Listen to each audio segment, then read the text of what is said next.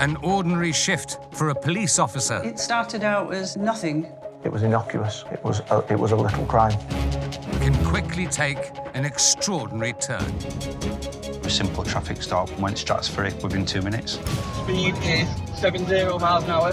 He's outside the petrol station fighting with another male. A routine case. You can start off with something and it can turn into something completely different.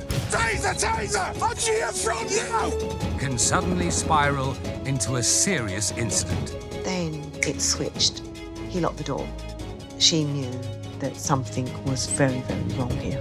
Stand by, I think we're going to have a decamp. One got out with a baseball bat. There's a ton of cannabis in the car. They were literally on a rampage. Sometimes the most minor crimes. I was looking for a stolen quad bike, found a lot more. Can crack major cases. We were now possibly looking at a serial killer.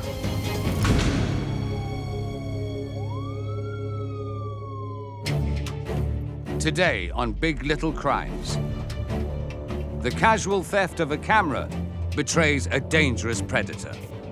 And then he went inside, and then it switched. He locked the door. An investigation into scam websites exposes a multi-million-pound fraud. But first, the hunt for a pair of brazen burglars. Oh, look at that little beauty. Takes an extraordinary turn.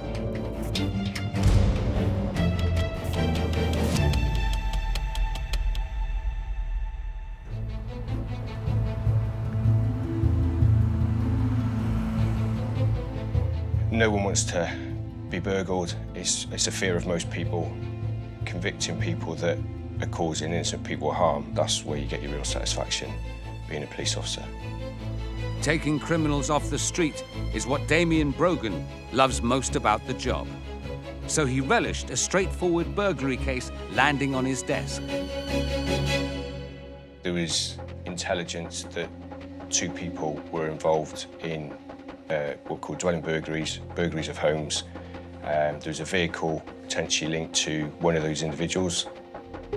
The 2 wanted men are behind late-night break-ins, spreading fear throughout a local community. And police are on the lookout for a car one of them is known to be driving. That vehicle was picked up on a number plate recognition camera, and that resulted in a short pursuit. The pursuit was stopped because it was getting too dangerous in the town centre. The risk was too high. The following morning, there was a further number plate camera hit for the same vehicle. So officers have tried a different tactic. This time, officers planned ahead to avoid a chase. Now they're waiting for the men to come to them. We knew where both suspects lived and addresses linked to them, and sure enough, the cars come to one of them where officers were waiting around a corner. The police are one step ahead of the suspects. They need to get them into custody. The officers have forced entry to the house, knowing that 2 wanted offenders were within the house.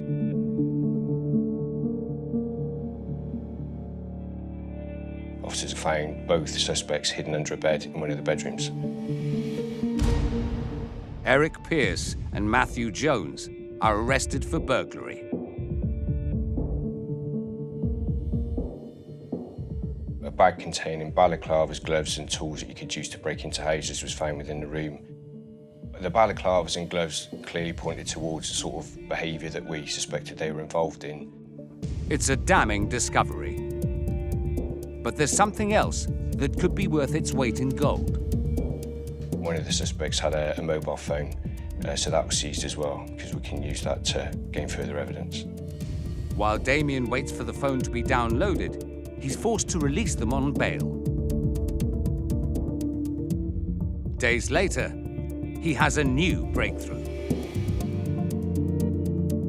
We've downloaded and found significant evidence on that linking them to other burglaries. As well as the burglaries, the phone shows the pair have stolen a number of expensive cars. It was quite clear that the method and the mindset of the 2 suspects, they were breaking into people's houses to obtain their car keys to steal high-value cars. Every time it was a high-value car. Damien's hunch is right. The two thieves have been committing crime across the county. This little case is about to get much bigger. The phone evidence links them to a number of other recent burglaries. The phone we seized allowed us to effectively get a window into his movements, and we also liaise with telecoms data companies, which can tell us an awful lot of information about where phones have been at certain times. So comparing what the phone showed us with burglaries that we knew had happened, that made us very clearly link these two individuals, certainly the individual whose phone we had, to a series of burglaries that happened in that fortnight. It's a major breakthrough in this fast-moving case. And we knew that they were burgling a number of homes, and they were quite literally on a spree, sometimes doing 2 or 3 a night. And we knew then that we had quite a large series of burglaries that we could put these two individuals as our key suspects. The prolific pair are behind dozens of break-ins, and Damien's convinced this is just the tip of the iceberg. The team set out to gather more crucial evidence and start a surveillance operation. So it's just trying to put in the best evidence in front of court to make sure that they receive a custodial sentence. We could link the two suspects together. We can do an awful lot of work with telecoms work, and in this case, you could see that the two key suspects had an awful lot of contact together. We're going to the same location, so they were clearly quite closely linked. It's not long before Damien discovers that not only are they always together, but they're up to their old tricks again too. As fast as we're trying to pull a picture together of a series of burglaries, it then became quite clear, all because of the phone that we'd seized and the associated telecoms that go with it. Every time we had a spike in burglaries, we knew it was them. And as fast as we were trying to build the case and get them arrested, they just kept carrying out doing more burglaries night after night. This has come a long way from keeping a lookout for two wanted men. The list of crimes and victims just keeps on growing. Damien now has a much clearer idea of who he's up against, but pinning them down is proving to be difficult. They're two what we call prolific offenders who are clearly entering people's homes at night when they're asleep. They would keep committing burglaries until they got what they were after. So if they were disrupted by the homeowners, they would flee. An hour or so later, we'd have another burglary in a different area of Cheltenham or the Cotswolds. The suspects are committing terrifying burglaries, often with the homeowners asleep in the house. Damien needs to put an end to their crime spree. He starts by focusing on their cars. We had no real understanding of why they were targeting certain particular makes and models of high-end cars. They're targeting very specific, high-end, very expensive, somewhere like £100,000 cars. It's an organized and extremely lucrative crime. Just as soon as they've been pinched, the cars disappear. The thieves think they've covered their tracks, but they haven't banked on Damien's determination not to let them out of his sight. A key part of this investigation was covert policing. Some of the technology with the vehicles allowed us to track some up to the West Midlands area. The more we started to investigate it and the volume of vehicles that were being taken, it was quite clear that they were being stolen to order. These are not opportunistic robberies. The pair are hand-picking cars and deliberately targeting the homes of their owners. And you know it gets down with the red leathers. Oh, look at that little beauty. They've even brazenly filmed themselves on camera doing it. This is an Audi that was stolen in Cheltenham. And it literally is like a promotional video for the car that they've just stolen for the criminals that the vehicle will be disposed to. So they've probably been instructed to go out and obtain certain types of models, and this will be a video sending upstream to the people who are obtaining the cars off them. This is what we've got. Thanks again to the phone, Damien knows exactly what happens to the stolen car next. This is both suspects living a high life, enjoying themselves in someone else's car. Neither have got driving licenses, so they shouldn't be even driving in the first place. This is them sort of effectively having a bit of a joyride, and forensic work and telecoms work, we can pinpoint this is 12 hours after the car's been stolen, and we can pinpoint that it's on its way up to the West Midlands to be disposed of. Whether they were going in containers abroad or being broken for parts It's probably a mixture of the both. It's a huge breakthrough for the investigation. Damien can now prove where they've taken the stolen cars to sell them on. He thinks he's cracked the case, but there's a problem. It was quite clear that the suspects were becoming more savvy, more aware of some of the technologies involved, which made our jobs a little bit harder. Just as the net is closing in, have the two thieves cottoned on to the fact they're being tracked? Later, the investigation accelerates beyond anyone's expectations. It got to the stage that they were committing such a high volume of offences that we needed to react quickly. They were literally on a rampage.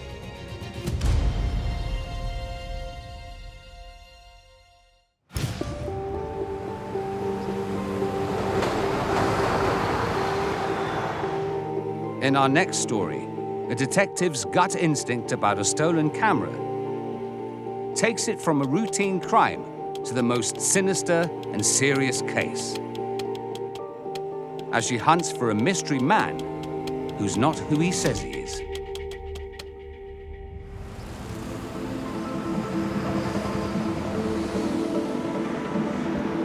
Shabnam Chowdhury has always had a sixth sense. When I left school at a very young age, I started working in a menswear shop. I had a real eye for shoplifters and credit card fraudsters and so on. Shabnam decided to swap the high street for the high ranks of the Metropolitan Police. I've always been described as someone that's like a dog with a bone, you know, and you don't let go. And making sure that you've left no stone unturned, because ultimately it's all about the victim, isn't it? And there's one victim she'll never forget. A woman who walked into the police station one very ordinary day. It was a very busy day. The usual, volume of crimes that come in. This young Asian girl in her 20s came into the police station and she went to the front counter. She made an allegation of a theft of a camera. It's a regular crime report. The victim claims the thief is a man she recently met. The story behind it was that her family wanted her to get married, and arranged marriages are very prevalent in the culture of Asian communities. But they'd agreed that she could actually join a particular dating site. She starts to look for a husband. And it isn't long before the girl connects with a man online. He was about 30, she was in her 20s. He seemed well-educated. He came from a reasonably good background. And then they connected over a period of time. So they built up a rapport and a relationship online. They soon arranged to meet for a first date. She met up with him. He was very respectful. He was very nice to her. He was very pleasant, very polite. And then he said to her, "I'd like you to meet my parents today." Things soon take an unusual turn. The woman claims her date stole a camera from her bag. But something about her story doesn't sit right. She was quite upset. She seemed quite traumatized, and, it didn't marry up with the allegation that she was making. Shabnam's instinct is there's more to this than meets the eye. The victim could be hiding something. She decides to spend a bit more time on it.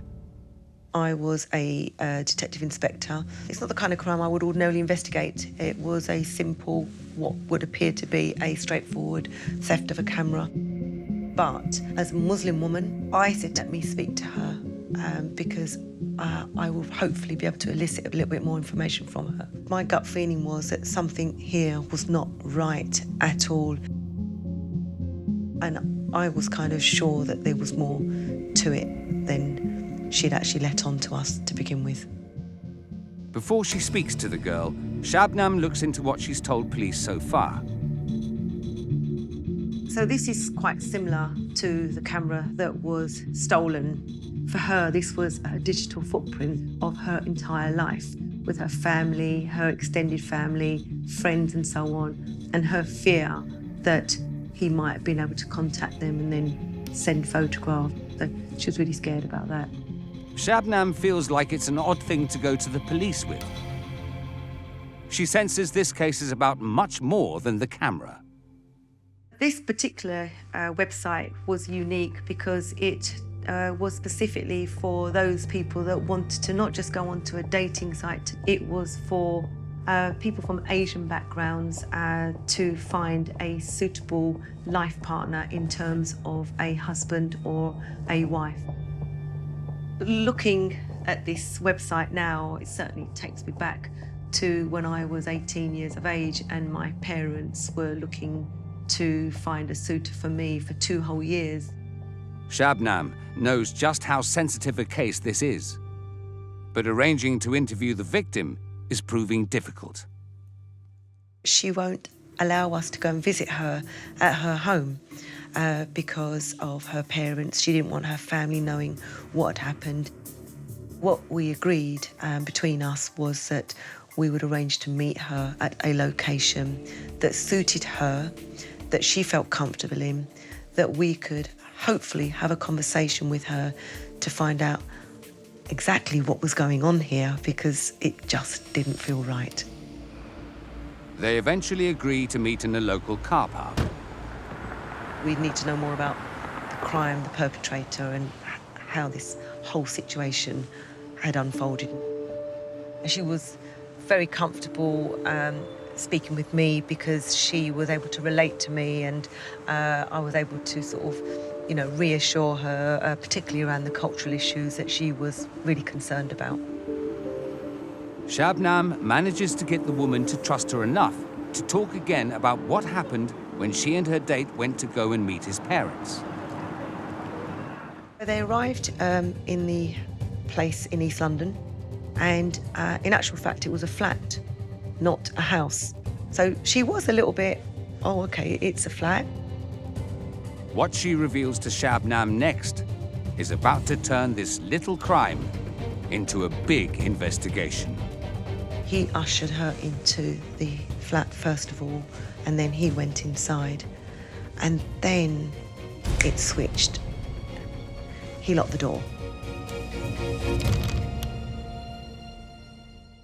Later, as the victim reveals the true extent of the crime, she's traumatized. She is complying. Is there more to the offender than he makes out? There was a chance that if he'd got away with it once, he could do it again.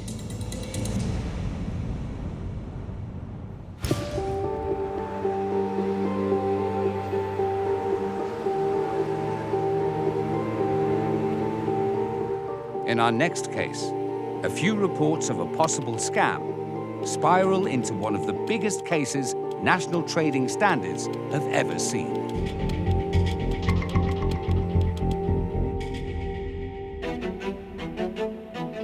There are billions of online payments made every day. And where there's cash, there's criminals trying to get their hands on it. But when Mike Andrews and his trading standards team noticed a spike in complaints about government websites, he didn't realize he was about to embark on the biggest case of his career. I remember the day we set off down this path quite vividly. We've had something flagged to us. It's potentially interesting, but it probably needs a bit further work because at that point it wasn't apparent what the scale of the issue would be. Mike's first port of call is to contact the victims. So the issue that had been flagged was where consumers felt they'd been ripped off when they'd gone to websites and applied for official documentation. So, for example, it might be something like a passport, a driving licence, booking a driving test. They would go to a website that they thought was the official site because it was at the top of search engine rankings and pay their money, and then it was only afterwards they realised that they'd actually paid over the odds for that service. It seems these websites are mimicking official government sites and taking people's money.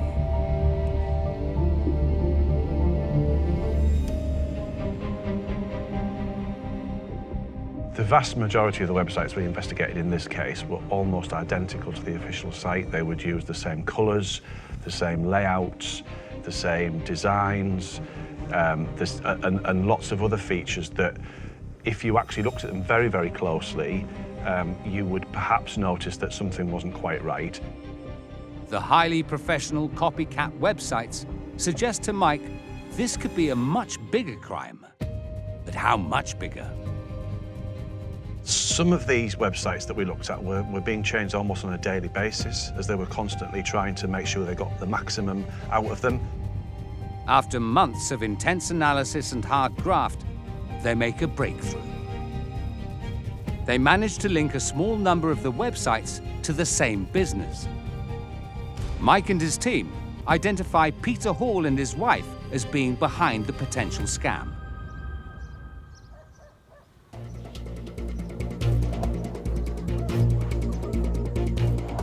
Where we are now is a nice rural location, and this is exactly the sort of place where the Halls had set up their business. So they were working out of some quite nice converted old farm buildings that they turned into office premises. With the officers identified, they're raided. Hall, his wife, and their staff are arrested. Mike and the team now go through their properties with a fine-tooth comb. So the evidence that we recovered from the Hall's offices was absolutely vital in this investigation. So this is where we recovered the computers that we used to run the business. This is where we recovered lots of business records and also the mobile devices and tablets and the like that contained a lot of the communications and emails that we relied on. The team quickly build up a picture. This business is bringing in a vast amount of money, which could mean plenty of people have been ripped off. Back in custody, the couple aren't giving anything away. But the team do discover Peter Hall has been linked to scams in the past. It was quite clear from an early stage of our investigation that Peter was the mastermind behind this. And although a lot of the websites, the companies themselves, the bank accounts, the payment processing facilities that they had were in other people's names, to in some way try and distance Peter from the fraud because of his previous history, it was quite clear actually he was the one pulling the strings. The couple and their accomplices are charged and released on bail. The team now embarks on the mammoth task of analysing their laptops, phones, and documents. This is a copy of the official tax disc website back in 2014. Also back in 2014, this was the website that the Halls had designed that was being used to defraud consumers, and you can quite clearly see that it's almost identical to the official site. It's all designed to make it look to the consumer as if this is the official website. After we'd gone and seized all this evidence and we'd really got stuck into our investigation, that was when we really started to appreciate the true scale of it, the true numbers of consumers who'd actually been defrauded. This has gone from a potential small-time scam to hundreds of thousands of innocent victims losing money.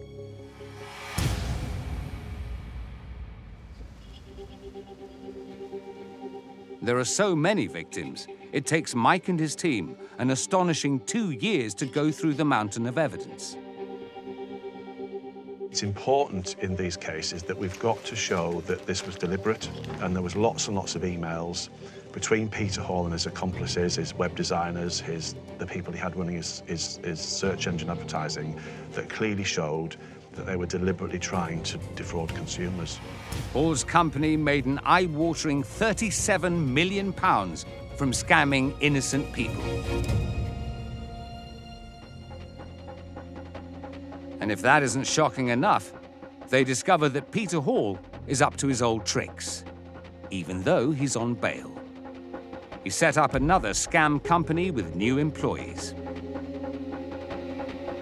I think the fact that Mr. Hall and his accomplices got these new companies and these new websites that were running so quickly does go to show the level of arrogance that Mr. Hall in particular displayed.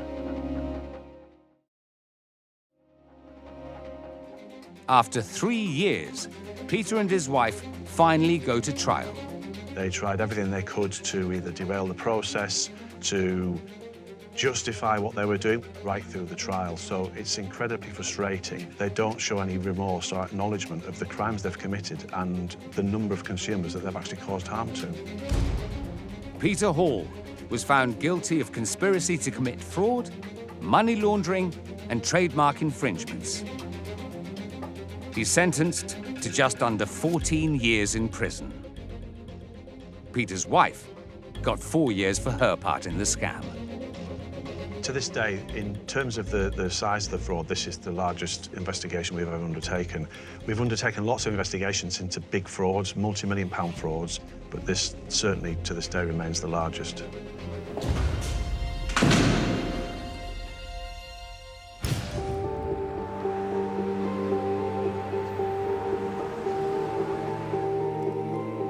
Back in Gloucestershire, the investigation is sped up to a dangerous degree.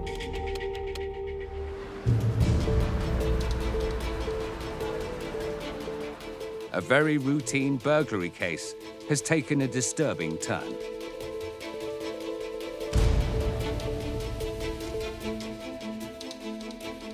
Damien's put 2 burglary suspects under covert surveillance, Eric Pearce and Matthew Jones.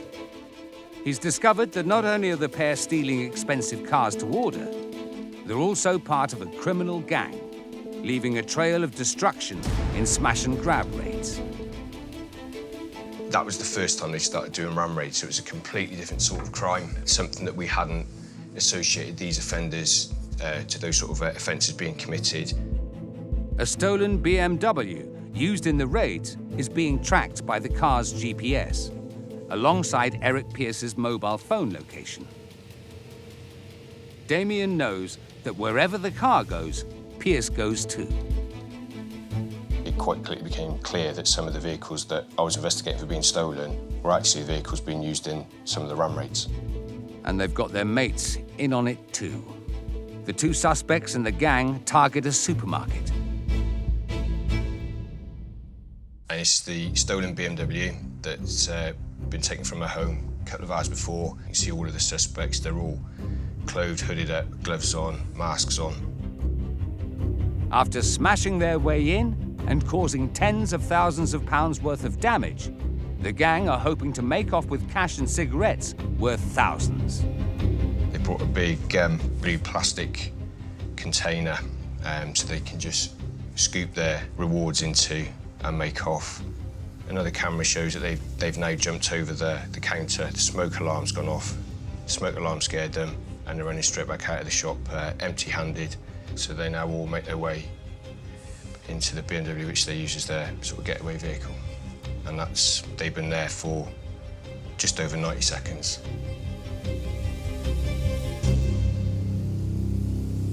But they haven't gone far. Damien's still tracking them. And after making their getaway empty-handed, the gang decide to target a nearby cafe in search of some cash.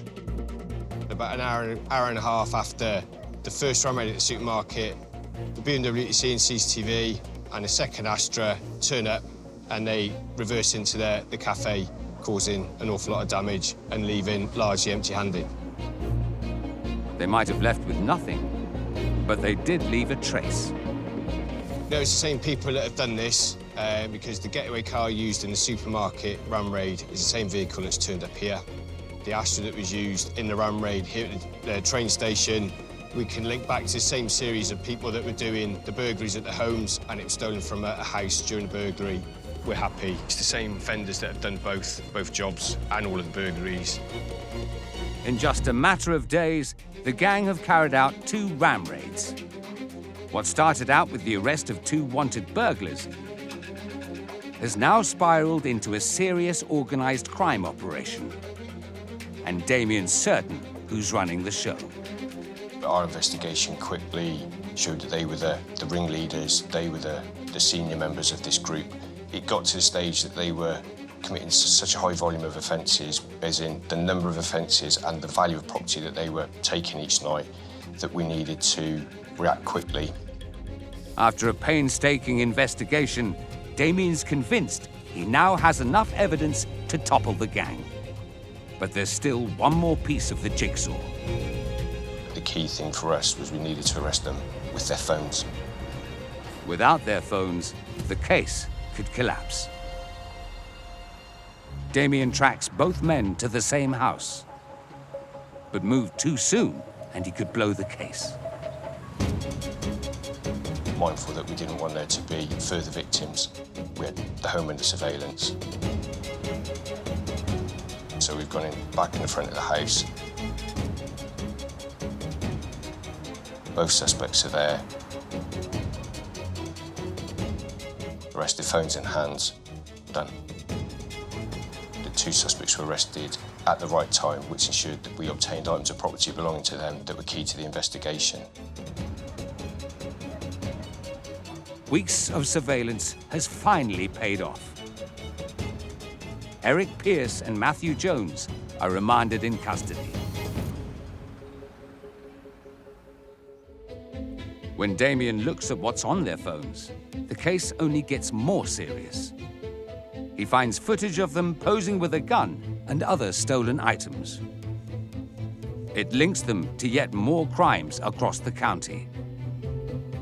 The vast majority of the targeted homes were in expensive areas of the county, so if there were expensive high-end jewellery, handbags, they would often take them.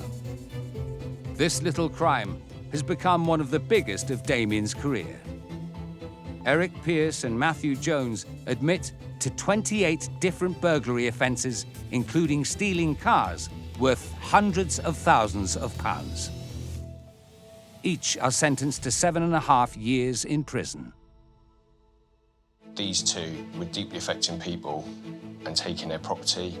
No one wants to be burgled. It's a fear of most people. Our burglary rate effectively stopped the minute that we've arrested them, so there's no doubting that further victims have been prevented, and you can't really put a price on how successful that is.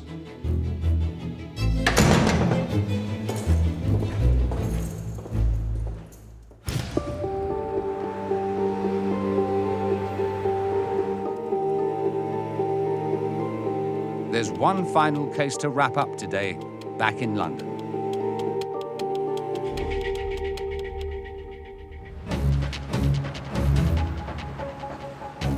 A minor case of theft has taken a sinister turn.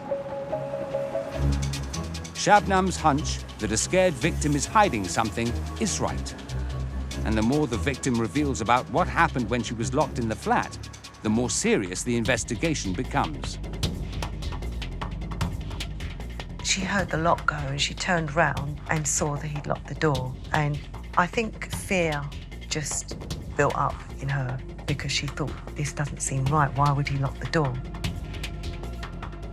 When she got inside, she realised that this was completely not what she had anticipated or what she was expecting. For starters, there was no parents. It was a sparse flat with, I think, a couple of chairs and a table. And she knew at that point that something was very, very wrong here. Shabnam now has a case of false imprisonment to investigate. And it doesn't end there. She said that he's demanding that she kiss him. And he's literally that close to her that he's ready to kiss her. He's touching her to bring her to him. If you don't let me kiss you, I'm going to force myself on you. The victim's date has taken a sinister twist. And what she tells Shabnam next sets even more alarm bells ringing. She'd said that he then said to her, you let me take photographs of you undressed. So he gave her an option, either you take your clothes off or I'm going to force myself on you. In the end, she thinks the better of the two is to allow him to take photographs of her in an undressed state. Her terrifying experience just got even worse. Shabnam now realizes the victim's report of a stolen camera was a way of alerting the police to this man. and then he took photographs of her, a number of photographs on his phone, and then allowed her to get dressed, and then, as if nothing had happened, said he'd take her back to the location of where he'd met her. She's traumatized. She is complying. It's almost like she's gone into a trauma and into robotic mode. But fearing that her ordeal might not be over, the victim tells Shabnam that she had to take drastic action. We're here on the A13. As you see, there's some traffic lights there. He stopped the car at the traffic lights, and she literally, as soon as she got an opportunity, she jumped out of the car and she was away on her toes. A really brave and courageous decision by her to be able to actually take control of what was going on and get away from him as soon as possible. This has now escalated into a major investigation into kidnapping and sexual assault. I don't like to use the word that this was a game changer, but it was really in that respect, because she seemed almost like complete relief that she was able to tell her story, her truth, and what had actually happened to her. And I mean, I could get upset about it now because it was really traumatic for her to give that first account of what had actually happened in respect of this wasn't just a theft of a camera. This was far more serious than what we'd first really realised that it was. Shabnam needs to track down the suspect, and fast. But there's a problem. He's not who the victim thinks he is. We don't know anything about him. The name that he'd used on the website was a pseudonym. It wasn't his name. He'd used a different name altogether. She didn't have photographs of him other than what she had on the website. She didn't know where he lived. We didn't have CCTV footage or anything like that that we could find. We tried to locate that. It's a big setback for the case. And Shabnam needs to find him before he strikes again. There was a chance that if he'd got away with it once, he could do it again. Had he done it before? We didn't know. Was this a serial offender? We didn't know any of these things. Shabnam has to identify the man behind the fake online profile. She goes directly to the dating site. They wanted us to apprehend this particular individual because they didn't want him on their site or any other site to be able to commit further offences. It was through them that we were able to locate his, what you call the IP address. So we were able to get his address from his computer within days. The unique IP address gives Shabnam the location of where the victim's attacker was using his computer. Officers head straight to the address. The man they're looking for opens the door. He's arrested. It was his phone that was crucial to the evidence in terms of the photographs that he'd taken of her. We got the phone,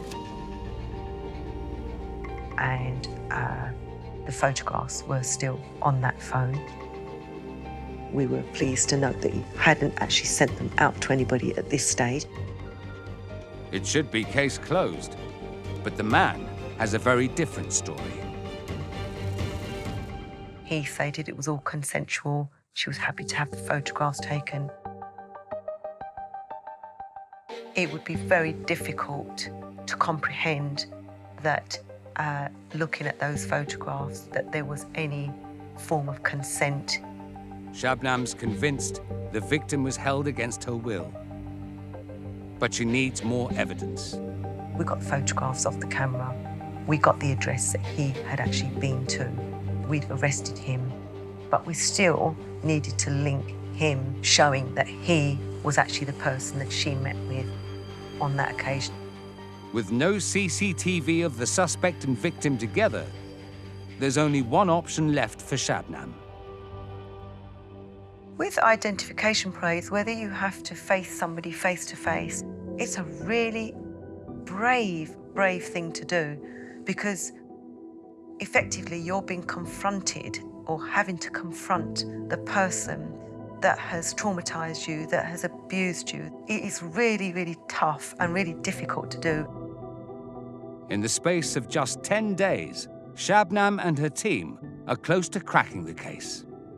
But charging the suspect all hinges on the victim facing her kidnapper once more. And it was a huge relief that she was able to pick him out on the identification parade.